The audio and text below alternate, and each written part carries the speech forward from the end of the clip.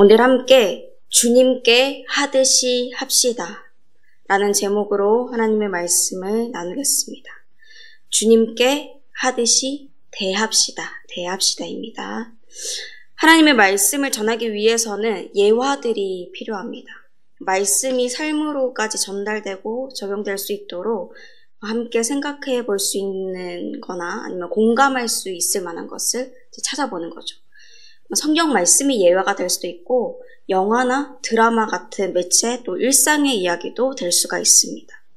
그래서 저는 일상에서 하나님이 깨닫게 해주신 거를 메모로 이렇게 남겨놓거나 아니면 여러 매체들을 접하는 가운데 예화로 함께 나누면 좋겠다 싶은 것들을 보관해두곤 합니다. 그것이 최신의 것일 수도 있고 오래된 것일 수도 있습니다. 아마 많은 목사님들께서 그렇게 하실 것입니다. 저보다도 또 다양한 경험과 하나님께서 주시는 깊은 지혜 이렇게 준비하시겠죠. 그리고 지금 나눌 이 예화의 내용은 제가 오래전에 찾아봤던 내용인데 본문에 맞는 것이어서 나누고 싶습니다. 주부들의 매운맛 유머라는 제목으로 이 글이 있더라고요. 그 내용은 이렇습니다. 남편이 갑자기 멋있어 보인다. 백내장. 남편에게 애교 섞인 목소리가 나온다. 갑상선 질환. 남편과 달달한 커피가 마시고 싶다. 뭘까요? 당뇨병. 남편을 보면 가슴이 떨린다. 부정맥. 걷다가 남편 쪽으로 몸이 기운다. 관절염. 혹시 우리 아내 집사님, 권사님 또 사모님들께서 공감이 가시나요? 웃으시는 분들이 많이 계시는데 다소 오래된 유머이지만 요새까지도 주부분들 사이에서 공감을 얻고 있는 것 같더라고요. 이것을 보면서 저는 재미있으면서도 유머라서 재미가 있지만 또 한편으로는 씁쓸하기도 했습니다. 가장 가까운 부부 사이에서 남편이 멋있어 보이는 게 당연하고 남편과 달달한 커피를 먹으면서 시간을 보내고 싶은 게 아내의 마음일 거고 또 비록 장본 것들을 막 두 손으로 나 혼자 번쩍번쩍 옮길 수 있고 집안의 가구들을 막 배치할 수 있다고 해도 때로는 남편에게 여성스럽게 연약한 척하면서 이렇게 몸을 기울이고 싶은 게 아내의 마음일 텐데 이게 백내장이다, 당뇨병이다, 관절염이다 이렇게 하니 말이죠. 물론 연애 초반에 그 사랑의 설렘보다 많은 세월을 함께하면서 더 깊은 친밀감 또 정이 더해진 관계가 되어서 이런 유머도 할 수 있는 거겠죠. 그러니까 유머는 유머일 뿐이니까 유머까지로만 끝나면 괜찮습니다. 거기서 이제 진지해지면 문제가 되는 거죠. 부부간의 사이뿐만 아니라 모든 관계가 다 그렇습니다. 이렇다 저렇다 얘기해도 실제로 그 근간 안에 더 깊은 사랑과 친밀함이 있으면 괜찮습니다. 반대로 그렇지 않으면 문제입니다. 그렇다면 새 사람을 입은 사람들인 우리 그리스도인들은 주님 안에 함께 있는 서로에 대해서 어떻게 대해야 하는가 생각해 보기를 바랍니다. 오늘 본문 말씀을 통해 함께 나누겠습니다. 오늘 본문에서는 세 가지의 관계 속에서 그리스도인들이 취해야 할 태도에 대해서 말씀하고 있습니다. 아내와 남편, 부모와 자녀, 또 종과 상전입니다. 각각의 관계에서 여러 세부적인 이 지침들을 이야기하고 있지만 모든 곳에서 공통적으로 나타나야 할 태도가 있습니다. 그 가장 핵심적인 내용이 오늘 말씀의 제목과 비슷합니다. 모든 사람에게 주님께 하듯이 대해야 한다라는 것입니다. 첫 번째 주제입니다. 모든 사람에게 주님께 하듯이 대해야 합니다. 핵심 요절인 23절 말씀입니다. 무슨 일을 하든지 마음을 다하여 주께 하듯 하고 사람에게 하듯 하지 말라. 아멘. 하나님께서 처음 사람을 지으실 때 어느 한쪽이 다른 쪽의 우위에 이렇게 서서 그를 지배하고 다스리도록 이렇게 하지 않으셨습니다. 창조주 하나님의 사랑 안에서 서로 동등하게 아끼고 사랑하고 섬기도록 지으셨죠. 그 첫사람 아담은 하나님께서 잠들게 하셔서 잠들었다가 깨어난 후에 그에게로 오는 하와를 받습니다. 자신의 갈비뼈로 지어진 또 살로 지어진 이 아내를 보면서 이는 내 뼈 중에 뼈요 살 중에 살이라 라고 했습니다. 하와가 자신의 살과 뼈로 지어진 걸 알았죠. 그가 한 말의 뜻은 네가 내 뼈와 살로 지어졌으니까 너와 나는 동등할 수가 없다. 너는 내 밑이다. 내가 너의 우위에 있다. 이런 뜻이 아니었습니다. 자신의 뼈와 살로 지어졌기 때문에 하와가 자신과 다를 바 없이 귀한 존재고 아름답게 연합할 아내, 하나님이 주신 돕는 배필이다 라는 뜻인 거죠. 하와도 자신을 그렇게 귀하게 여기는 아담을 보면서 그러니까 나한테 잘해라, 귀하게 여겨라 이렇게 한 게 아니라 서로 같이 사랑했고 귀하게 대했습니다. 근데 어느 순간 이 구조가 깨어지고 말았죠. 하와가 뱀의 꼬임에 넘어가서 선악과를 먹고 또 자신의 남편이 아담에게 주어서 먹게 한 그때로부터 그들 가운데 죄가 들어오게 되었습니다. 이 사실을 아신 하나님께서 아담을 불러서 왜 먹었냐? 내가 먹지 말라고 했는데 네가 왜 먹었느냐? 하니까 아담이 이렇게 대답했습니다. 창세기 3장 12절 말씀입니다. 아담이 이르되 하나님이 주셔서 나와 함께 있게 하신 여자 그가 그 나무 열매를 내게 주므로 내가 먹었나이다. 그러니까 분명 아까 전에는 이는 내 뼈 중에 뼈요 살 중에 살이다. 참 귀하고 내 아내고 연합할 존재고 이렇게 이야기했는데 하나님이 주셔서 나와 함께 있게 하신 그 여자가 했다. 그 여자 때문이다. 그 여자를 주신 하나님의 핑계를 대고 이전에 귀하게 여겼던 자신의 아내를 걸고 넘어지죠. 그러나 아무리 핑계를 대고 하나님과 하와에게 책임을 넘겨도 그 죄의 결과는 그 죄는 사라지지 않습니다. 그 불순종의 죄의 결과로 하와는 임신하는 고통과 함께 남편의 다스림을 받는 위치에 놓이게 되었습니다. 창세기 3장 16절 하반절에서 너는 남편을 원하고 남편은 너를 다스릴 것이니라 라고 말씀하죠. 아담 역시도 죄의 결과를 받게 되었습니다. 평생 수고해야 소산을 먹게 되는 거죠. 함께 연합해서 동등한 위치에서 서로 이해하고 섬기고 사랑해야 할 부부가 오히려 서로의 잘못을 지적하며 우위에 서려고 하는 사이, 경쟁하는 사이가 되어버린 거예요. 하나님께서 처음 창조하신 사랑의 관계가 깨어진 것입니다. 그러니 오늘 본문 말씀인 18절에 아내들아 남편에게 복종하라 이는 주 안에서 마땅하니라 라는 말씀, 또 19절에 남편들아 아내를 사랑하며 괴롭게 하지 말라 그 말씀대로 살지도 못하고 이 말씀을 볼 때 이해되지도 않고 부정적으로만 들리는 것입니다. 아내가 생각할 때 내가 왜 저 원수 같은 남편에게 복종해야 하냐, 또 남편은 아내가 날 오히려 괴롭히는데 내가 뭘 괴롭히게 하지 말라는 건가, 그렇게 생각하는 것입니다. 그러나 계속 그렇게 부부가 자기 주장만 하다가 보면은 그 가정은 더 이상 연합될 수가 없고 흔들리고 서로에게 상처를 입히게 되죠. 자녀들과 부모님의 관계도 마찬가지입니다. 자녀는 부모님께 순종하고 부모님은 자녀들이 낙심하지 않도록 노엽게 해서는 안 된다고 그렇게 말씀하지만 자녀는 세대가 다르다며 부모님의 말보다 친구의 말에 주변 사람들의 말에 더 귀를 기울여 버립니다. 부모님께 순종하는 게 주님께서 기뻐하시는 일이고 부모님을 공경할 때 장수의 복을 허락해 주시겠다 이렇게 약속해 주셨는데도 부모님의 말씀은 무시하고 어리석은 뜻을 따라버리는 거죠. 또 부모님은 자녀들이 하나님이 주신 자녀다라는 것을 잊어버리고 자신의 소유라는 잘못된 인식을 가져버리는 바람에 자녀의 마음을 생각하지 못하고 순종만을 강요해버립니다. 그러면은 자녀의 마음 가운데 낙심이라는 게 생기죠. 낙심은 도저히 대적할 수 없는 적군이 밀려올 때 내가 더 이상 아무것도 할 수가 없구나 그렇게 생각하면서 현실을 비관하며 실망하는 심리적인 상태를 말합니다. 그렇게 심령이 상하도록 해서 자녀가 하나님의 사랑을 알게 될 통로로서의 역할을 감당할 수 없게 되는 것입니다. 또 사랑의 마음은 깨어져 버리고 서로 우위만 따지는 종과 상전의 관계는 또 어떨까요? 더하면 더하겠죠. 자신의 주인, 지금의 우리로 볼 때 자신을 고용한 사람, 일을 맡긴 사람, 또 상사일 것입니다. 그 사람이 아무리 마음에 안 들고 혹은 힘든 일이 있을지라도 하나님께서 자신의 윗사람으로 세우셨으니까 그에게 순종하고 사람이 보기에 그럴듯하게만 하는 게 아니라 어려운 일일지라도 성실하게 하라 이렇게 하나님께서 말씀하시지만 그냥 마지못해서 일하는 것입니다. 눈 가리고 아웅하는 거죠. 마음에 안 들면 저 사람 또 갑질한다. 저 사람 또 저런다. 뒤에서 욕을 하는 거예요.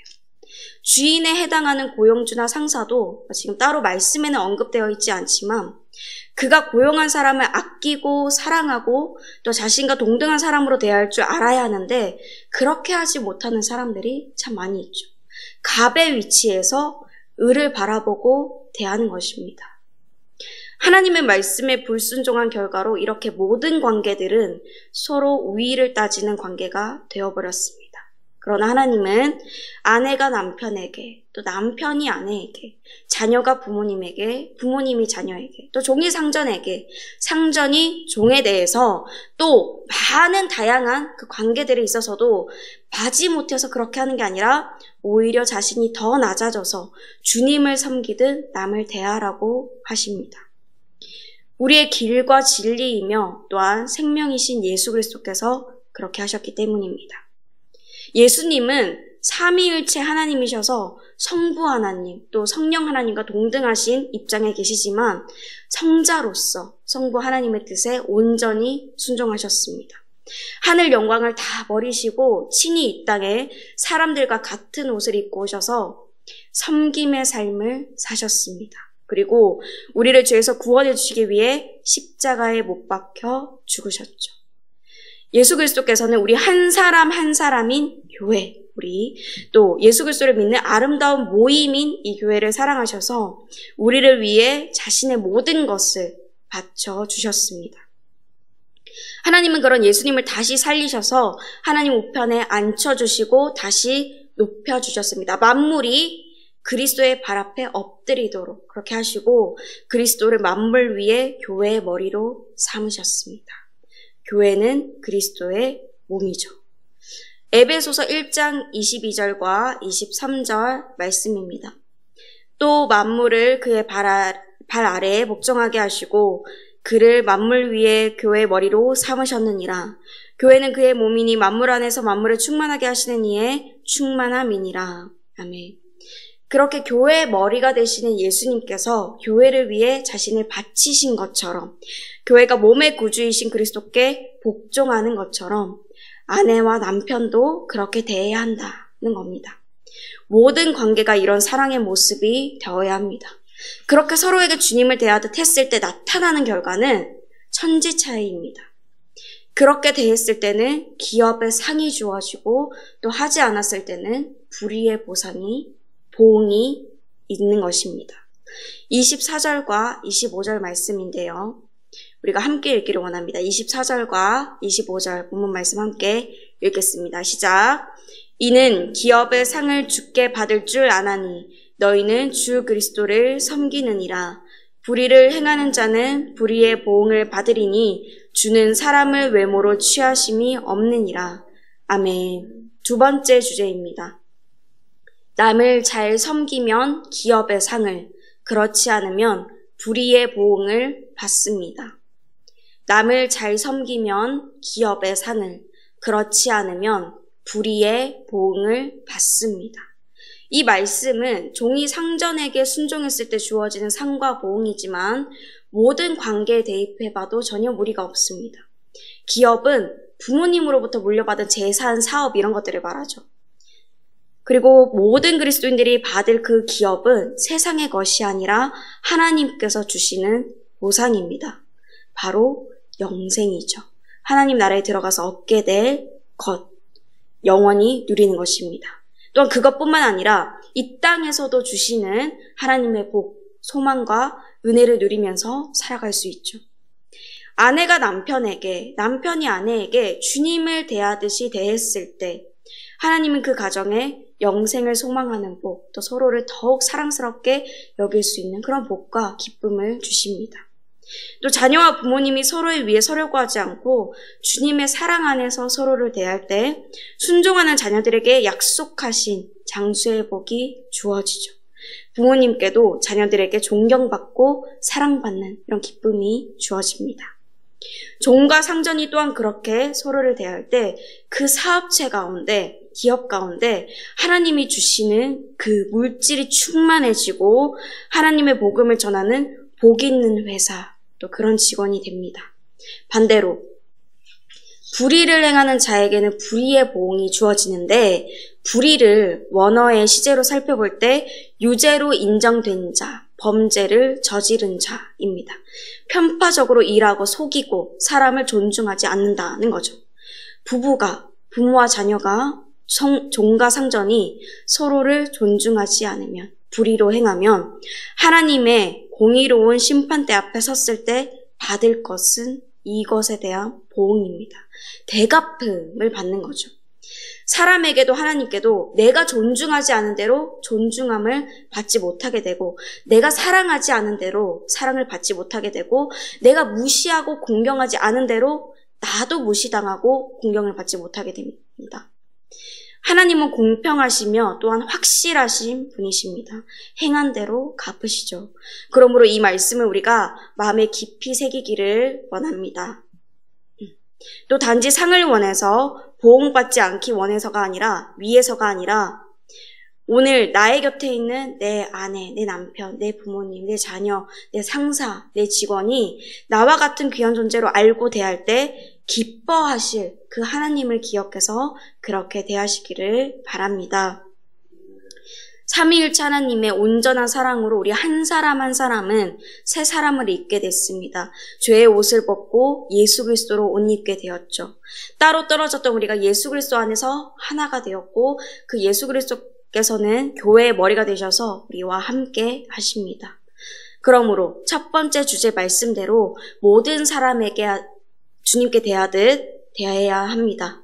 또 그 결과로 남을 잘 섬기며 기업의 상을 함께 받고, 그렇지 않으면 불의의 보응을 받게 될 것입니다. 오늘 주신 이 말씀을 삶 속에서 적용해서 다른 이들을 귀하게 여기고 존중하는 그런 삶을 살아가 기업의 상을 받는 우리 모두가 되기를 주님의 이름으로 축복합니다. 함께 말씀을 생각하시면서 찬송가 620장 부르시겠습니다.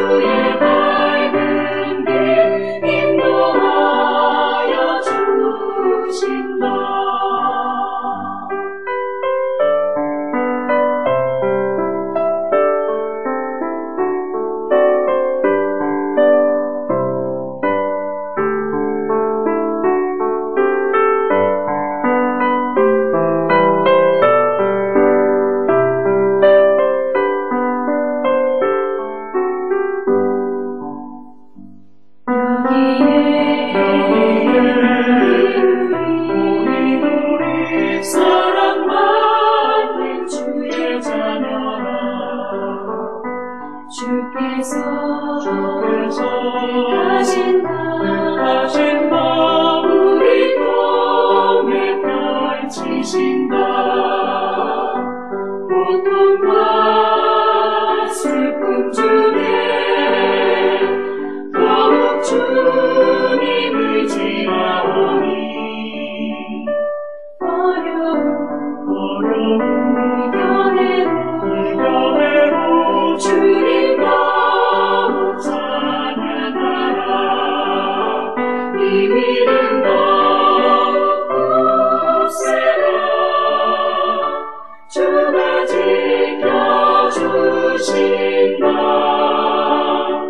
어두운 밤에도 주의 밝은 길 인도하여 주신다.